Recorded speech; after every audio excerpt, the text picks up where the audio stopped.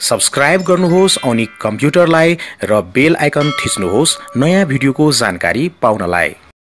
आजको यो भिडियोमा क्यालेन्डरमा लुकेको खुफिया तथा गोप्य क्यामेराको बारेमा बताउन गएको छु।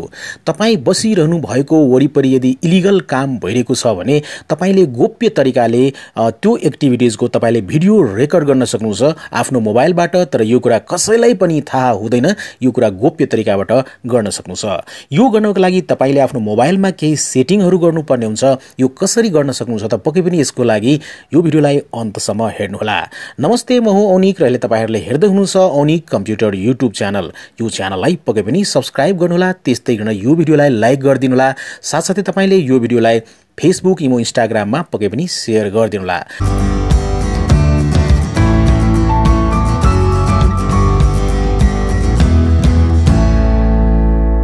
यसको लागि तपाईले आफ्नो मोबाइलमा एउटा एप्लिकेसन इन्स्टल गर्नुपर्ने हुन्छ। त्यसको लागि चाहिँ प्ले स्टोरमा जानुहोला। प्ले स्टोरमा गइसकेपछि तपाईले iRecorder टाइप गर्नुहोला। अब तपाईले iRecorder टाइप गरिसकेपछि सर्च गर्नुहोला। त्यसपछि तपाईले यहाँ चाहिँ एप्लिकेसन पाउन सक्नुहुन्छ। iRecorder भिडियो रेकर्डर कम्पनीको नाम पनि यहाँ देख्न सक्नुहुन्छ। राम्ररी हेर्नुहोला, यो एपको आइकन पनि हेर्नुहोला यहाँ चाहिँ।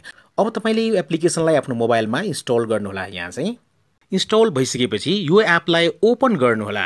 त्यसपछि तपाईले यस्तो प्रकारको इन्टरफेस देख्न सक्नुहुन्छ। यहाँ टर्म्स एन्ड कन्डिसन। साथीहरु, यो भिडियोलाई स्किप नगर्नुहोला, किन भन्दाखेरि यो एप्लिकेसनमा महत्त्वपूर्ण सेटिङ गर्नुपर्ने हुन्छ। यदि तपाईले राम्ररी सेटिङ गर्नु भएन भने पक्कै पनि यो एप्लिकेसनले काम नगर्न सक्छ। त्यसैकारणले यो भिडियोलाई अन्तसम्म हेर्नुहोला। अब तपाईले यहाँ चाहिँ टर्म्स एन्ड कन्डिसन भन्ने पेजमा एक्सेप्ट गर्नुहोला यहाँ चाहिँ। ओके, त्यसपछि तपाईले यहाँ देख्न सक्नुहुन्छ यस्तो प्रकारको इन्टरफेस रहेको छ।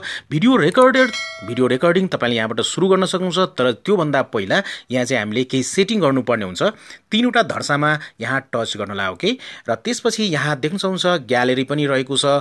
त्यसरी यहाँ भिडियो टाइमर रहेको छ, सेटिङ्स रहेको छ। सेटिङ्समा आउनुहोला र यहाँ चाहिँ हामीले एलाउ गरिदिनु पर्ने हुन्छ। ओके, एलाउ गरिदिनु होला। र त्यसपछि यहाँ विभिन्न प्रकारको सेटिङ रहेको छ, देख्न सक्नुहुन्छ। त्यसरी यहाँ चाहिँ vibrate when stop recorded video. Okay, यसलाई पनि अन गरिदिनु होला। त्यसरी नै यहाँ चाहिँ शटर साउन्ड अफ नै राख्नु होला। ओके, त्यसरी नै यहाँ क्यामेरा रहेको छ। तपाईले कुन क्यामेरा युज गर्न चाहनुहुन्छ, ब्याक क्यामेरा हो कि फ्रन्ट क्यामेरा, त्यो चाहिँ तपाईले यहाँबाट छान्न सक्नुहुन्छ। अहिले ब्याक क्यामेरा छानिएको छ। त्यस्तै गरिकन यहाँ चाहिँ देख्न सक्नुहुन्छ फ्ल्यास लाइट त अफ नै राख्नु होला। ओके, त्यस्तै नै यहाँ भिडियो क्वालिटी रहेको छ, यसमा टच गर्नुहोला। तपाईले चाहनुहुन्छ भने 4K भिडियो पनि यहाँ रेकर्ड गर्न सक्नुहुन्छ। आफ्नो इच्छा अनुसारले, आफ्नो मोबाइलको क्षमता अनुसारले तपाईले यो भिडियो क्वालिटी राख्नु होला। ओके, म क्यान्सल गर्छु। त्यस्तै न अडियो सोर्स रहेको छ, यसमा टच गर्नुहोला। तपाईले चाहनुहुन्छ भने यहाँ चाहिँ एक्सटर्नल माइक पनि युज गर्न सक्नुहुन्छ। चाहनुहुन्छ भने यसमा टच गर्नु होला। त्यस्तै नै यहाँ सर्टकट सेटिङमा देख्न सक्नुहुन्छ चेन्ज एप आइकन। ओके, यसमा टच गर्नु होला। र यहाँ चाहिँ तपाईले कुनै पनि आइकन छान्न सक्नुहुन्छ। जस्तै कि यहाँ टेलिग्रामको छान्न सक्नुहुन्छ, च्याटको छान्न सक्नुहुन्छ, फोनको छान्न सक्नुहुन्छ। म चाहिँ यहाँ क्यालेन्डर छान्छु। ओके, र देख्न सक्नुहुन्छ क्यालेन्डरमा चेन्ज भइसकेको छ। यो मेन iRecorder एप्लिकेसनको आइकन चाहिँ कसैले पनि शंका गर्दैन त्यो क्यामेरा हो भनेर। त्यसमा दोस्रो पनि रहेको छ, यसमा टच गर्नु होला। र यसको आइकनलाई तपाईले चाहिँ यहाँ कुनै पनि छान्नु होला, कार्ड अथवा म्युजिक अथवा अलार्म। ओके, म अलार्म चाहिँ छान्छु। ओके, र देख्न सक्नुहुन्छ यहाँ चाहिँ दोस्रो क्यामेराको पनि आइकन, यो चाहिँ सर्टकट रहेको छ। यो आइकनबाट तपाईले तुरुन्तै भिडियो स्टार्ट गर्न सक्नुहुन्छ, तुरुन्तै भिडियो स्टप गर्न सक्नुहुन्छ यो आइकनमा प्रेस गरेर। ओके, भिडियो रेकर्डिङ भइसकेपछि तपाईले यहाँ नोटिफिकेसन पाउनुहुन्छ, यसलाई पनि तपाईले अफ गरिदिनु होला। ओके, अब तपाईले यो एप्लिकेसनलाई ओपन गर्नुहोला। देख्न सक्नुहुन्छ iRecorderको यहाँ एप्लिकेसनको आइकन चेन्ज भइसकेको छ क्यालेन्डरमा, यसमा टच गर्नुहोला।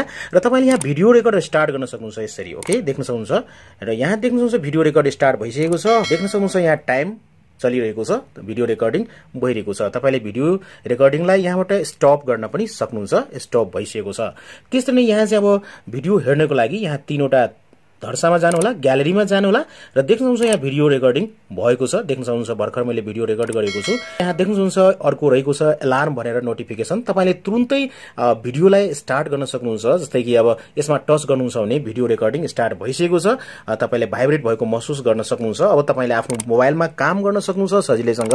कसैलाई थाहा हुँदैन कि तपाईको मोबाइलमा रेकर्डिङ भइरहेको छ, भिडियो रेकर्डिङ भइरहेको तपाईले देख्न सक्नुहुन्छ। त्यस्तै न स्टप गर्नको लागि फेरि त्यो अलार्ममा गएर तपाईले टच गर्नु होला र भिडियो रेकर्ड स्टप भइसकेको देख्न सक्नुहुन्छ।